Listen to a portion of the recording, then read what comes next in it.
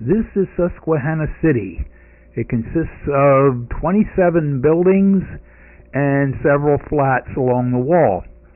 Most of the flats along the wall we're not going to be doing lighting for, but for several of the buildings that have open windows, we will be doing lighting inside using amber 2.02 volt 20 milliamp LEDs. Also, a couple of the buildings are going to have 3.5 volt white LEDs. Okay, some buildings will be detailed a little bit more than others, but for the most part, the buildings will be lit. Some buildings that have blocked off windows will not. So this project here is more or less going to take us through processes on how we do the LEDs and putting lights through the layout, etc. So sit back and enjoy.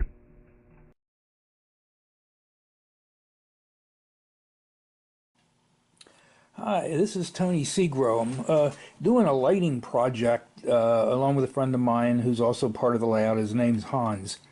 And what we're doing is a lighting project to light the city of Susquehanna City on the Columbia Susquehanna Model Railroad. And it's fairly large, and I determined just by looking at the buildings, because I have a paper I marked out each building, it's going to require a total amount of 40 amber LEDs and 15 white LEDs. And right now I'm working on the amber LEDs. Now, they're 2.02 volts, and they're 20 milliamps, which is 0.02 amps. Okay, and I figured what resistor do I need to connect to that to make this circuit for 12 volt, because we're going to use a 12 volt power supply to light all the buildings. We have a power tower, I call it the Tower of Power, has 12 volt power supplies on it. And of course over here what I did is I'll show you how I got the voltages and such. Ohm's law says the resistance is the voltage divided by the amperage. Well, I'm using a 12 volt power supply, and the LEDs are 2.02 volts. So when I subtract it, that leaves 9.98 volts for the resistor to handle. There's going to be one resistor per LED. All right. So that leaves 9.98 volts. The amperage is 0.02 amps, which is 20 milliamps. And when I divide that, I get 499 ohms. Well, the closest standard resistor to that, which is higher, would be 510 ohms. So that's the ohms that resistors that I'm going to use for this. Okay. And what I'm doing is in here I took a see if I can get in. You see the LED, and then I have a 510 ohm resistor that I soldered to the positive lead of the LED. Okay, and eventually what I'll be doing is soldering red wire to that resistor and black wire to the LED lead. I also got straws that I bought that can go down through the layout, because I'm going to use the straws as a conduit to run the wires from the top of the layout down through the wood and the bench work down to the 12 volt bus wire underneath that we're going to use. So it's a sort of lengthy process, but we have everything pretty well laid out as to what we're going to do. Another guy in our group is Brian. He's going to take care of street lights. He has LEDs that are rated 3.5 to 5 volts, I believe, and there's a resistor that comes with those, and it looked like, it was hard to read the bands, but it looked like it was a 120 ohm resistor. So we'll be connecting those, and the leads on those they look like 30 gauge wire. I don't know, they're very thin. But we'll be connecting those and mounting all these wires. Eventually we'll have a city that sort of lights up. So it's a little project we're starting now. And here's maybe a close-up if I can get it. It might show you the way it is. And the LED is a little different in a way, because Hans was saying that the long lead is the positive lead, and it's you know, it comes up on the inside here. And for this LED, it's sort of different than a standard LED. It doesn't have that flat edge on it because it's an oval LED. So he used his meter and figured out which is the positive lead, and that's the one. He put a couple resistors on just to check it out, and that's what I've been doing all along for the other 37 or 40. So we'll keep you posted on what happens.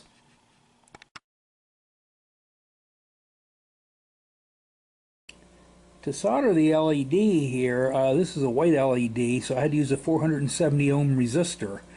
What I do is I'll take the resistor and I'll twist it around the positive lead of the LED, and that happens to be the long lead here.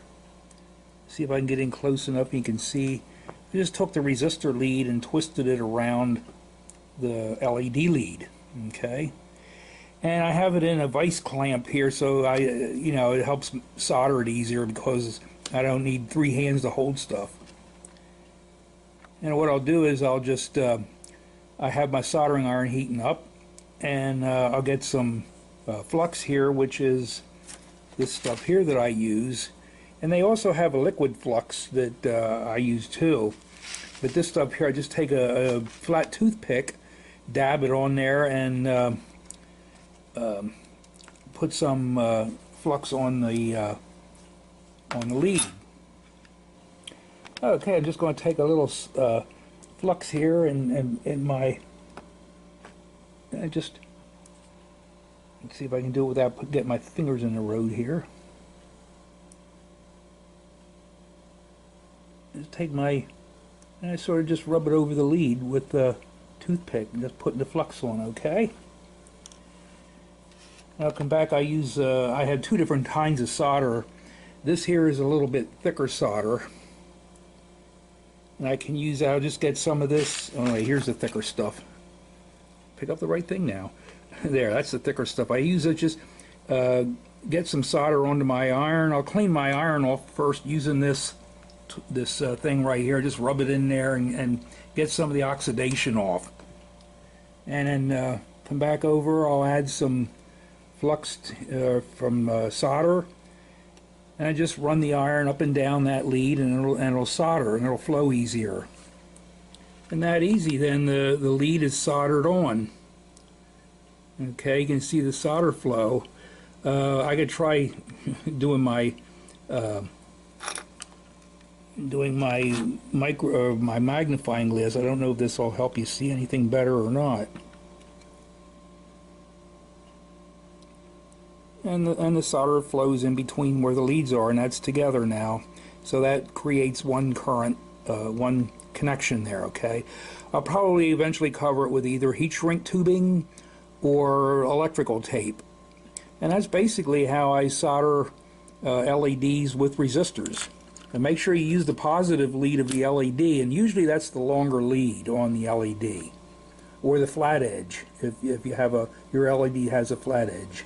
Okay, right now I needed about 15 of those white LEDs, and I used, after I got done soldering all the LEDs and the resistors together, I just brush it with a little bit of alcohol just to clean up the solder joint a little bit and try to get a lot of the flux off and stuff.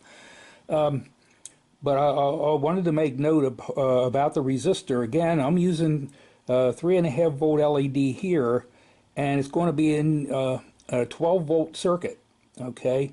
And that's where I get the 470 ohm resistor, because they're 20 milliamp, and earlier I explained what Ohm's law is. If you're using a different power supply instead of 12 volt, maybe you're using 9 volt, it might only be a 330 ohm resistor you may need. If it's higher than 12 volt, then you might need a higher resistance, like 620 ohms or something. You have to figure that out with the math. But again, these are 3.5 volt LEDs. I got those from Mauser, and they are 20 milliamps, and they're nicely brightly lit. Boy, it's hard to say that, isn't it? They light your buildings up nicely, okay? So that takes care of the soldering part.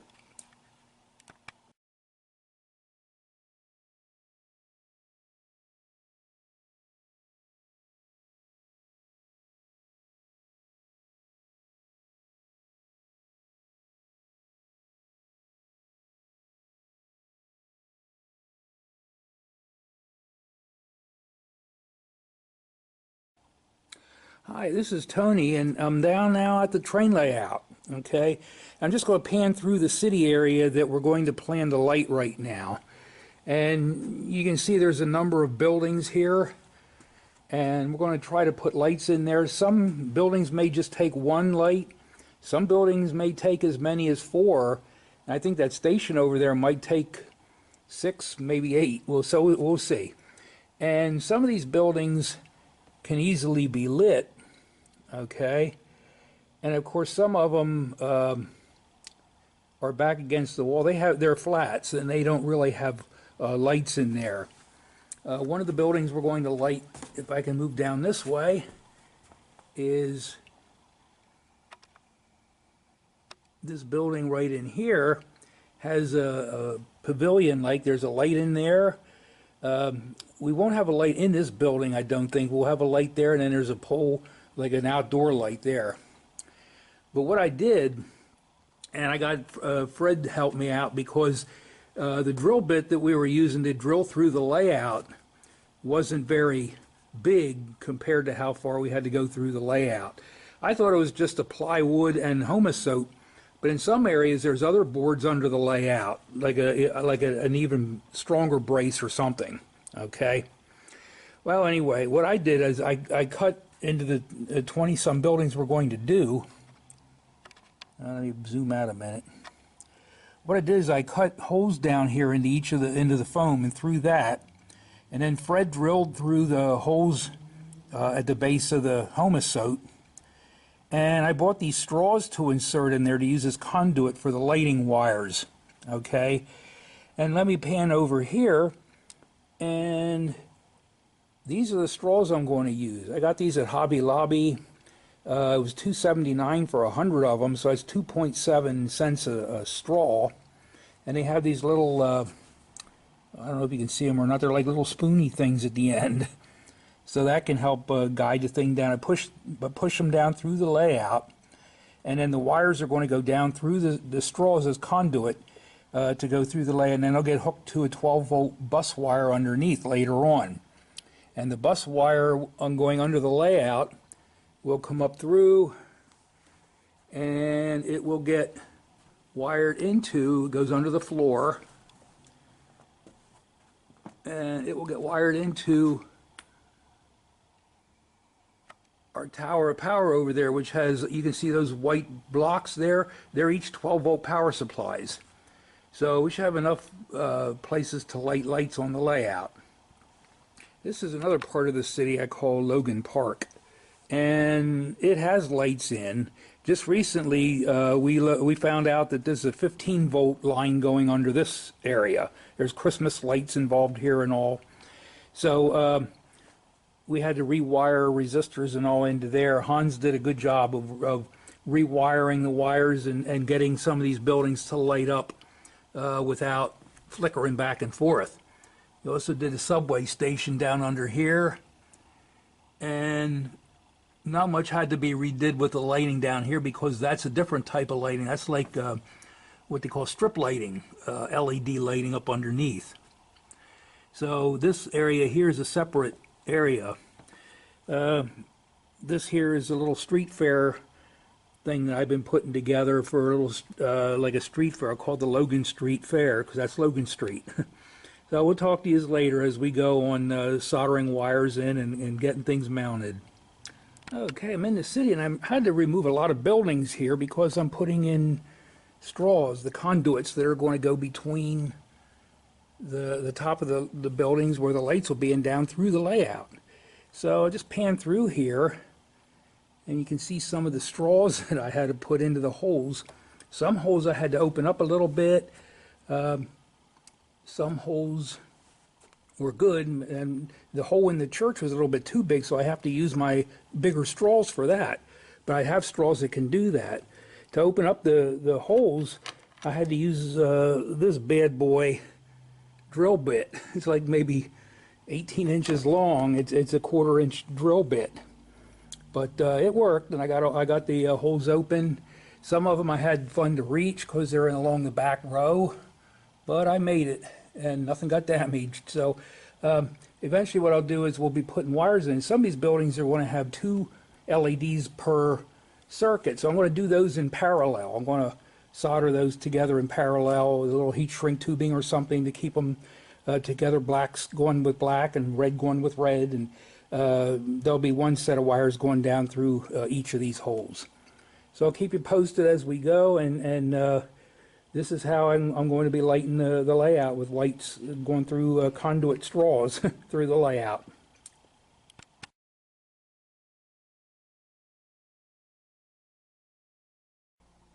Okay, I needed to make 60 of these wire harnesses, okay, for lighting the buildings on the layout. And I had to use two different kinds of wire.